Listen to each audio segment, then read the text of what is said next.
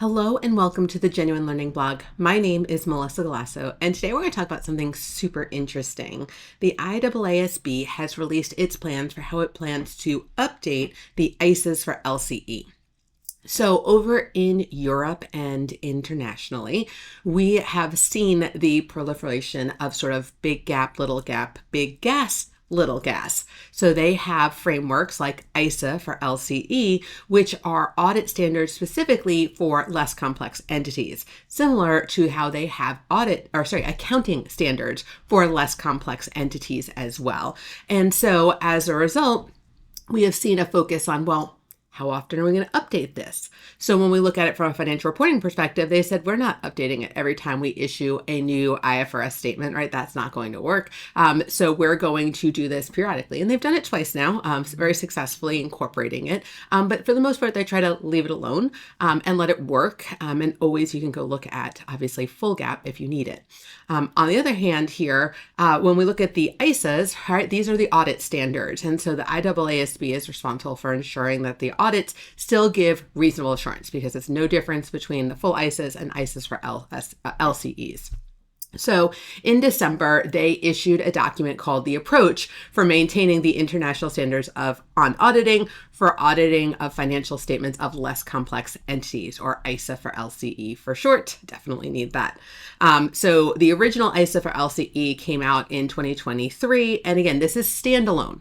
So you don't have to use this in conjunction with the full ISAs. This should be enough that if you were doing an audit of a very small organization, that you would be able to do the audit using just this small GAAS. And so it's proportionate, tailored to the specific needs of audits of these less complex entities. And so we often refer to this as little GAAS. Now, it is still reasonable assurance, right? It still gives confidence that the financial statements are appropriate, right? It's still going to help drive consistency and comparability globally. Obviously, we don't recognize them. Well, it's not that we don't recognize them here, but we have our own GAAP and GAAS here in the United States. And we currently don't have little GAAP or little GAAS in the United States. We do have the Private Company Council, but they do not write a standalone GAAP. And obviously, small firms are invited to participate on the Auditing Standards Board. But again, we don't have small GAAS either.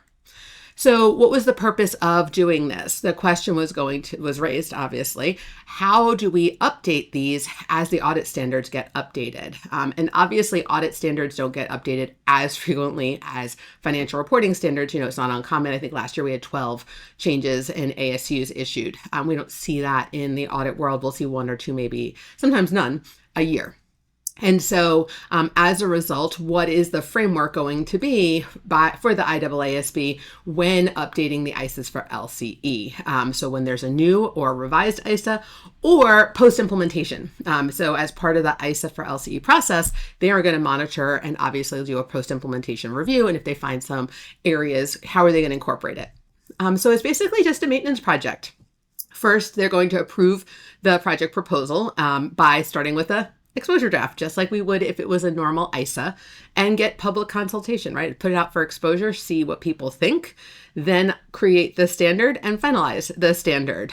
So again, this takes the solutions developed for new or revised ISAs and then considers the relevance of them, which is basically how they did the original ISAs for LCE. They started with the ISAs and then they tailored them.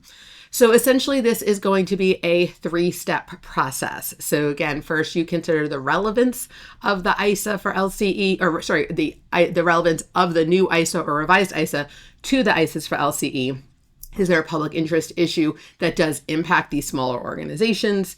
Then you would develop, using an approach that they've already used for writing the original ISAs for LCE, a solution that takes a proportionate response. And then again, an evaluation, determine whether the proposed revisions achieve the project objectives and the purpose of maintaining the standard. So again, this 3-step process is very much what we would expect here. So this is not going to be an every 6-year update or every 5-year update, sort of like what we've seen for the GAAP side of the house, but more of a tailored approach. We're going to write the full ISA, and then we're going to look at it from an LCE perspective and see what we need to adjust accordingly. So very exciting. I always like to report on international standards because I think that there's a lot of interest, particularly in big gap, little gap. And so I thought people would be interested in this.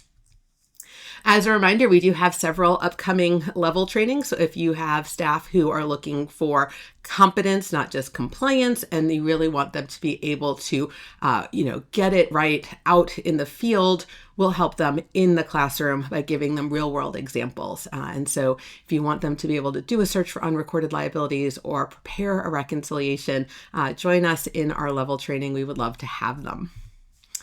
All right, well, that's a wrap for me on the Genuine Learning blog. I hope that you found this as interesting as I did in going through the original information here. So thank you for joining me, and I look forward to seeing you on a future blog. Have a great day, guys. Bye-bye.